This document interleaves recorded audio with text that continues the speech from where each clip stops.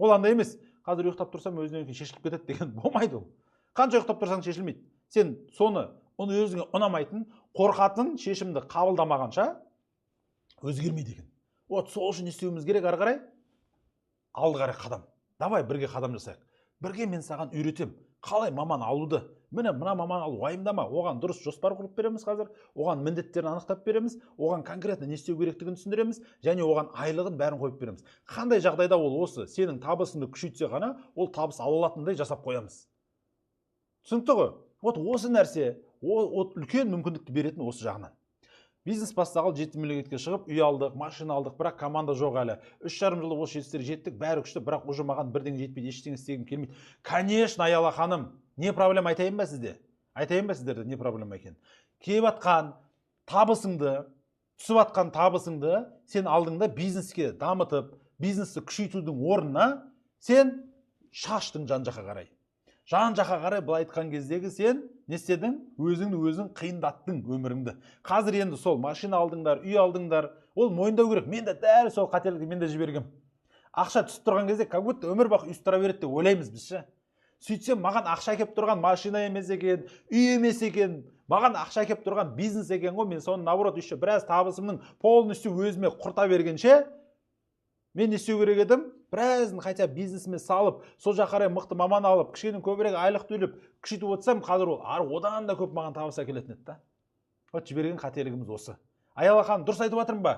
Точкасына тидім ба, тимедім ба айтыңызшы. Бәрімізде бір ошибка сияқты ғой. Дәл сол, менде дәл солай болған. Ол бәріміз жібереміз, сондықтан одан енді не істейміз? Шығып енді қателік жасамау үшін істеуіміз керек. Ал давай кеттік. Енді қараңыздар, Рахман мырза тағы не істеді? Именно осында оргструктура, құрылым дейді. Яғни компанияның именно құрылымы.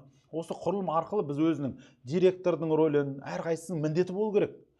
Сату бөлімінің басшысының міндеті болу керек. Маркетинг бөлімінің басшысының міндеті болу керек. Складтың басшысының міндеті болу керек. Бәрінің бухгалтердің міндеті, әрқайсысы өз жұмыстарына жауапты. Олардың астындағы мамандарға, әрқайсысы өзінің маманына жауапты. Сен бәріне жауапты боламайсың, кәсіпкер. Сен анау төмендегі тұрған, ана қараңыздаршы, мысалы, директор тұр, учредитель бар, немесе директор, екеуі болады, кейде болады, екеуі бір. Сөйтеді, ол қол астындағы сату бөлімінің басшысы бар, маркетинг бөлімінің басшысы бар, тағы да ана логистикалық бөлім басшысы бар. Сөйтіп, оның астында тағы мамандар бар. Оның астында сенің жаңағы.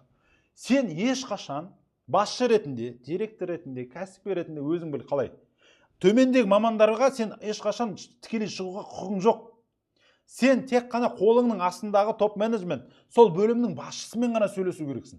Сен когда соны секіріп кетіп, ана мамандармен тікелей жұмыс жасай бастасаң, ол сенің қателігің, сенің жіберіп атқан. Ол ана маманды ана бастық деп ойламайды.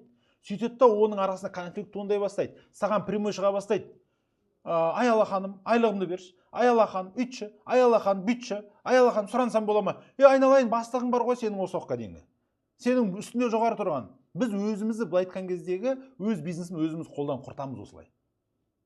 Проблема осы нәрсе. Сол үшін оргструктура деген документ болу керек бізде. Құрылым толық жасап шығу керек біз соны. Осын түсінуіміз керек осыны. Командасыз никак екен бізде.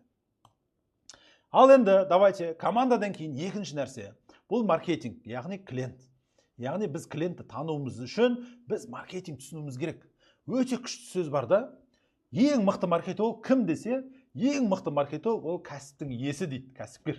Себебі кәсіпкер сияқты өз өнімін түсінетін, сол бизнесті толыққан түсінетін, клиентін осы уақытқа дейін істемеген, түсінбеген әлі кәсіпкер сияқты ешкім түсіне алмайды. Сен маман алып кел, маркетолог алып кел, ана клиенттер түсінем дегенше уақыт өте көп уақыт кетеді. Сол үшін біздің жұмысымыз кәсіпкер ретіндегі бизнестің маркетингін түсінуіміз керек.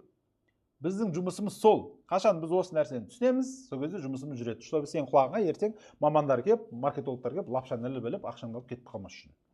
Енді қараңыздар, егер сен осы уақытқа дейін маркетингті шығын деп санайтын болсаң, сондай кәсіпкер болатын болсаң, мен саған дұрыс емес жаңалығым бар. Онда сенің бизнесің қатты көп клиент алып келмейді. Маркетингке ақша бөлмейсің ба, таргеттің ақшасын тоқтатып қойдың ба, таргетті жібермей жатсың ба, уже все шығын әкеп жатыр, таргет маған не істемей жатыр деп. Все, онда дайындала бер. Саудаң азаяды. Саудаң азайған екен. Бұрын маркетингке ақша салып жүрген кезде сенде ақша бар еді.